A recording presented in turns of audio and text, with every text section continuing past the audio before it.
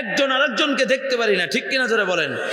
অথচ আল্লাহ তাআলা বলেন কোরআনুল কারীমের ভিতরে আল্লাহ তাআলা মুমিনদের আচরণ বলে দেন, মুহাম্মাদুর রাসূলুল্লাহ ওয়াল্লাযীনা মাআহু আশিদ্দাউ আলাল কুফফার রুহামাউ বাইনাহুম। চিৎকার মেরে আল্লাহু আকবার।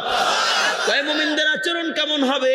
আল্লাহ পাক রব্বুল আলামিন কোরআনুল কারীমের ভিতরে বলে দিচ্ছেন, কয় মুমিনদের আচরণ হবে আল্লাহর নবী সাল্লাল্লাহু আলাইহি ওয়াসাল্লাম শেখায়, আল্লাহ তাআলা তার হাবিবকে শেখায়। কয় মুমিনদের আচরণ হবে, কয় তারা কাফেরদের সাথে থাকবে কঠোর আর মুমিনদের সাথে থাকবে রুহামাউ বাইনাহুম। কয় মুমিনদের আচরণটা হবে কাফেরদের সাথে কঠিন আর মুমিনদের সাথে থাকবে নম্র বিনয়ের আচরণ। বলেন সুবহানাল্লাহ। আর এখন আমাদের হয়ে গেছে কঠিন, কেমন জানেন? কয় হিন্দুর সাথে বন্ধুত্ব হয় আর আপন ভাইয়ের সাথে দুশমনি হয়, ঠিক কিনা জোরে বলেন।